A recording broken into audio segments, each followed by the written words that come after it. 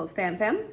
So today we are going to welcome you to the Waffles Fam kitchen yet again. We're going to show you our favorite seafood chowder recipe. It's a completely well-rounded meal. It's got dairy, tons of vegetables, and lots of lean meats, which of course are seafood. Our favorite. So we're actually going to include our 26-inch striper that we caught the other day out at Lake Whitney. There's a lot of ingredients to this recipe, but the recipe itself is actually fairly simple. So, you know what time it is. It's cooking time.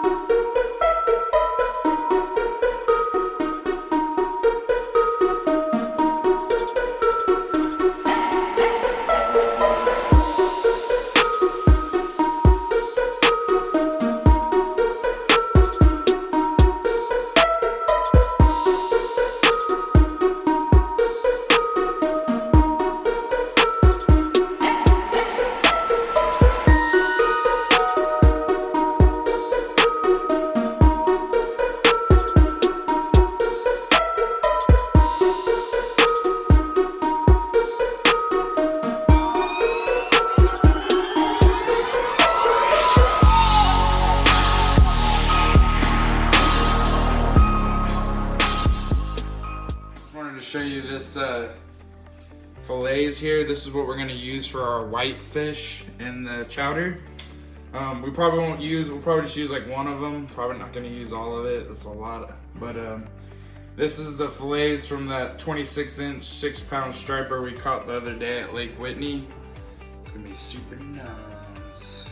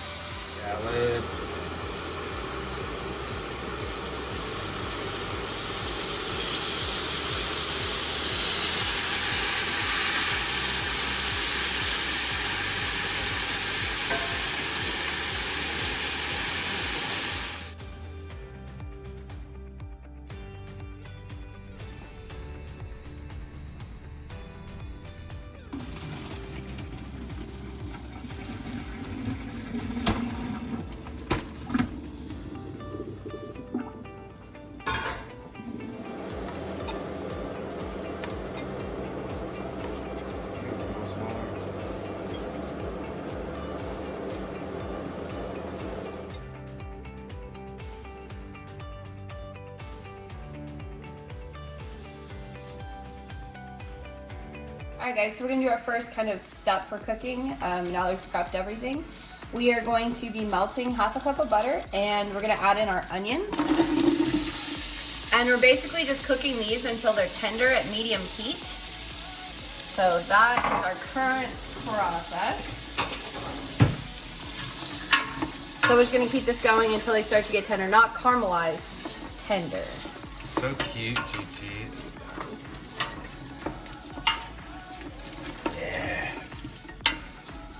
So we're gonna have an epic dinner tonight. We're making a seafood chowder, and then we are also going to be having deer Colorado buck steaks from a buck that my brother shot. And then we're also gonna have lobster tails on the side. It's gonna be pretty bomb. Pretty bomb. Yeah.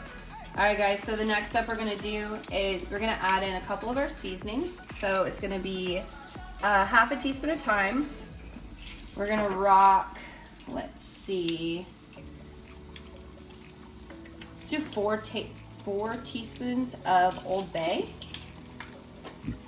You can go a little heavy on that. Yeah, we literally, from the original recipe, we always derive it, guys. That's the problem. We always just like modify it. The original was like 1 teaspoon, and that's just not enough.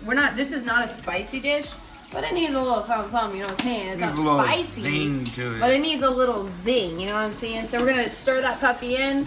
And then the final thing we're doing for this step is we're gonna take half a cup of flour and drop that bad boy in there as well. Okay, doing a quarter. Actually, I have a quarter cup, so I'm gonna do 2, obviously. That's math. Boom. All right, so now what we wanna do is we're gonna go ahead and cook this down for 2 to 3 minutes. It's basically kind of thickening up, so it's got a nice base when the liquids go in there. So just kind of keep stirring, make sure it doesn't solidify on the bottom. Just kind of keep it stirring up and wait for about 2 or 3 minutes. Dude, it already smells good and we haven't even got the good crap in there yet. All right, we're gonna add a whole lot of ingredients right now, okay? So the first thing we're gonna do is we need a total of 10 cups of chicken broth. This is 6 cups right here. So we're gonna add that bad boy in there.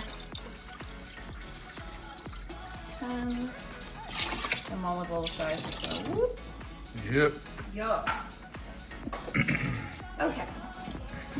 All right, guys, next up. So we're gonna add in a couple of our vegetables. We're gonna add in the potatoes. Carefully, don't splash. We're gonna add in the celery. Beautiful celery. So pretty. So green. And finally, we're gonna add in the carrots. Okay, so now it's heavy whipping cream time. So in total, I'm gonna need 4 cups of this bad boy.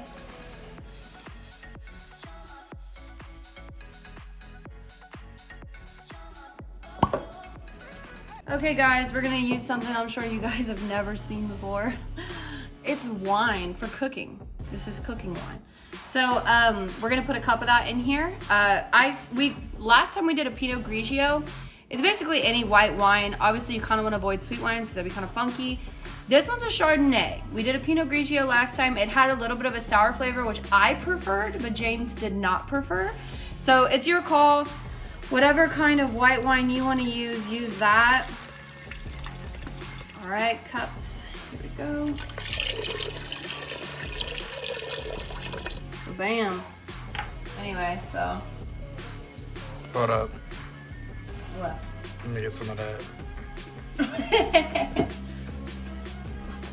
So, it's important when you're cooking to stay sober. Yeah, you don't want to mess nothing up. Don't mess nothing up, guys. It's important. All right, corn's going in. Bam. Bam. Yeah. Yeah, yeah. Yeah. Yeah. Okay, next up, we now have all of our ingredients that are for this section. We're gonna crank this up to high and wait for it to boil. So it was still at medium from what we had it on before, right? So we're cranking it up to high. Once it starts to boil, at that point, we're gonna cut it to a simmer and let it cook for 15 minutes. So that's the game plan. During that 15 minutes of cooking, we were kind of stirring occasionally just to make sure the bottom doesn't get stuck. Now we are going to add in all of our seafood. Got shrimp.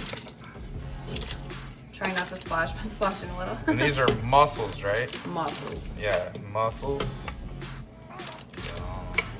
Yes. Okay, there's that. Filling up. And I'm just gonna warn you. We got lobster. Lobster. And here's our beautiful striper bass. Striped bass. Yum. And the final thing is gonna be our scallops. Now when we cook our seafood, so several of the seafood were just thawed out. So I know we told you guys already, but you're gonna thaw out the thaw ones and then cook the ones that need to be cooked. But when we do our cooking ones, we usually just add some seasonings. We do a little bit of Old Bay, a little bit of garlic salt, you know, just to get a little extra punch. That's just kind of how we cook our seafood. Now what we're gonna do is wait for 8 minutes and then we'll be on our final step. So we're gonna cook it down for 8 minutes. Let's go. So what you're looking for the final step is you wanna make sure that your carrots and potatoes are tender. So you can poke them with a fork and make sure, I've already checked mine, they're good to go. It means they're all the way cooked through. Obviously you don't wanna have hard vegetables, so if they're a little hard, you wanna go ahead and cook it for a couple more minutes. And the final thing, oh, there's my timer. The final thing that we're gonna do is add in the parsley. So we got a tablespoon, we're gonna do 2 tablespoons of parsley. And 2. All right, and then you're gonna do salt and pepper to taste. So go ahead and mix that in, and then, you know, kind of sample it, figure out how much salt and pepper you think you need. Trust me, this is a giant pot, so you probably need more than you're thinking you need. And then once you've done that, you are all ready to go. All right, guys, now check this out. This is a freaking bomb, yummy, I get a close up. full of goodness chowder. Look at all that gorgeous seafood. Yum. This recipe is fire. If you're new to the channel, be sure to check out our other catch and cook videos. We've got tons of awesome seafood recipes, some other things thrown in there, mostly seafood because, you know, that's what we do. But thank you guys for watching. We're gonna go ahead and head over to Jimmy's dad's house. Are you serious? It's the pepper. Oh my God. We're gonna go ahead and head over to Jimmy's dad's house to cook the rest of our surf and turf dinner for this evening. If you're done following along for the recipe, be sure to subscribe to the channel, check out our other recipes, or follow along with our fishing and traveling.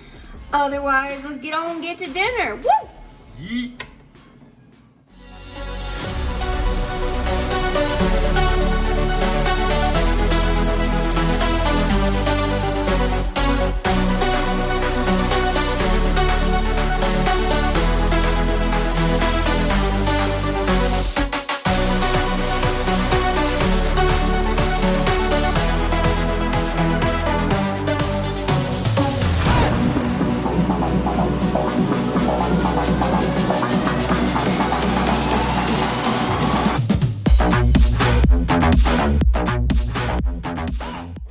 Well, it's time to dig in. Thank you guys for watching.